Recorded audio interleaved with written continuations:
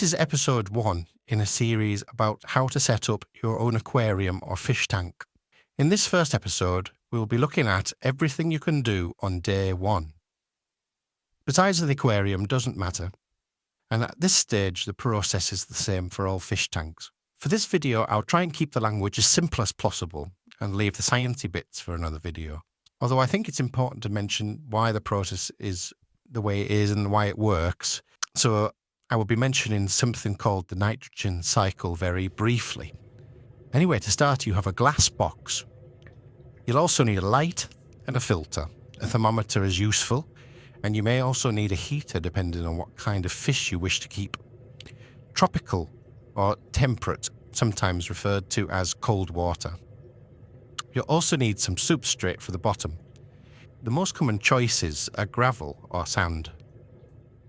Both have advantages and disadvantages, which deserves a video of its own. For this aquarium, I have chosen black gravel. Whatever substrate you choose, be sure to rinse it in clean water until the water goes clear. Sand usually takes longer to clean. This gravel states dust-free on the packaging, but it still should be rinsed first. Once rinsed and added to the aquarium, you can then spread it out to cover the bottom. It doesn't need to be too deep, otherwise waste could build up all the time underneath. Once you've done that, it's time to fill the tank up with water. I find it easier and quicker to do this with a hose pipe. First sciencey thing to note is that tap water contains chlorine.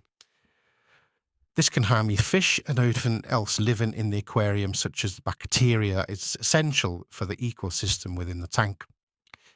However, at this stage, the tank has nothing in it, and so the chlorine won't harm anything. The chlorine will disappear from the water over the next 2 days. However, it's a good idea to remove it with a dechlorinator or water conditioner. Using this will speed up the next part of the process. The one I use is called Prime, from a company called Seachem. Prime actually doubles up as a sort of emergency first aid kit for the fish tank ecosystem. So if something should go wrong. You'll see on the bottle it mentions detoxifying ammonia, nitrite and nitrate. I'll come back to this later, but some people can get what is called new tank syndrome, where these 3 things can get raised above healthy levels. Prime detoxifies them for 24-48 hours, giving you some time to stop, think and research what to do next without stressing the fish out or yourself for that matter. So you'll notice I didn't completely fill the fish tank. That's because I'm going to decorate it next, and the rocks I'm about to add will raise the water level. Again, anything you add to the aquarium should be rinsed first. These bits of dragonstone were covered in dust, which would have ended up making the tank a mess and potentially clogging up the filter. I like dragonstone because of the details and the weathered look it gives. It's also inert, meaning it won't change the water chemistry. Some rocks like limestone will alter levels within the tank, which again has its benefits and drawbacks. Again, deserving of its own video.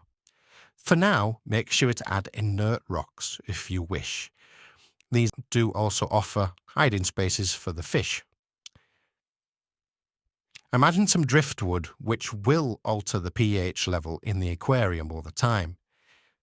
However, it is essential for the type of fish that I want to add, which are bristlenose catfish or bristlenose plecos. This fish is an algae eater, and algae will likely become an issue later down the line. I also add in some terracotta caves for the bristlenoses. They like to hide in this sort of thing and may even breed in the future in there. Now imagine the filter, which is the beating heart of the aquarium. A good filter should do 3 things: oxygenate the water, circulate the water and clean the water. This is an internal filter, meaning it sits inside the tank. Inside this filter are 3 separate sponges designed to collect the waste, but also harbour and grow life. This life is in the form of beneficial bacteria. This is an invisible ecosystem that takes place and takes time to grow. So back to the tank, I've added a thermometer, which has a green highlighted section which shows a good range for most tropical fish. Here imagine some plants. This is called guppy grass, which is a hardy, fast-growing plant. Can be weighed down or wedged between rocks and it'll root and grow quicker. Or it can be allowed to float around the tank, in which case it will grow more slowly. I always recommend the addition of real plants as they contribute to a healthy fish tank by absorbing nitrate. They also oxygenate the water and, in general, keeping the water clearer, and it also looks more natural. So now I'm happy that the tank is ready to go. I'm adding the beneficial bottled bacteria to kickstart the process. This is called stability, again from CCAM. It says it establishes the biofilter, which just means it's adding the bacteria that will break down the waste. That, once established, it'll multiply itself and will be fed from the fish waste. All that's left to do now is wait. It's a case of waiting at least a week. And what you're waiting for now is that beneficial bacteria to start colonising within the fish tank and within the filter sponges. Keeping the lights on is beneficial for the plants and their growth. Keeping the filter on is essential. And we'll come back in about a week to see how things have progressed. Earlier, I mentioned something called the nitrogen cycle. It's good to have an understanding of this, so you could see why you can't just put your fish in the tank right now. I also think that we don't need to overcomplicate things, so I've created this very basic version of the nitrogen cycle to help explain what will be happening over the next few weeks.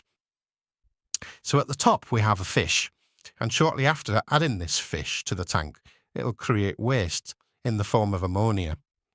Ammonia is highly toxic and will harm everything in the tank unless it's removed. Luckily, beneficial bacteria will become present in the tank, increasing in numbers over the next few weeks. This beneficial bacteria will consume the ammonia and turn it into something less toxic. This will be in the form of nitrite. Nitrite is still quite toxic, and you don't want any of this in the tank, especially for prolonged periods of time. Both ammonia and nitrite can damage the health of your fish, allow disease to thrive, and potentially kill your fish.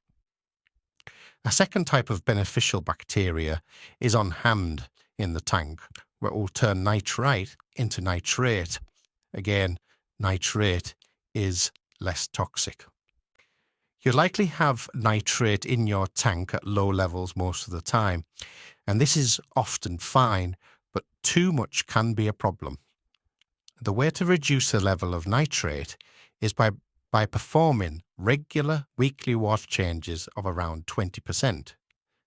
5 plants will also help by absorbing some of this nitrate. New tank syndrome occurs when there is too much of these 3 things, ammonia, nitrite and nitrate, in the tank for the beneficial bacteria to handle, and at this point they are not established enough. That bottle of Prime I showed you before can act as a first aid kit, detoxifying these 3 things and giving you 24 to 48 hours to find out what's wrong and to find out what to do next. Testing the water regularly, especially during these first few weeks, is essential to spotting issues early so you can find a solution. Anyway, that just about wraps it up for now. Sit back and let the cycle do its thing over the next week and come back for episode 2 for the next steps. Until then, bye for now.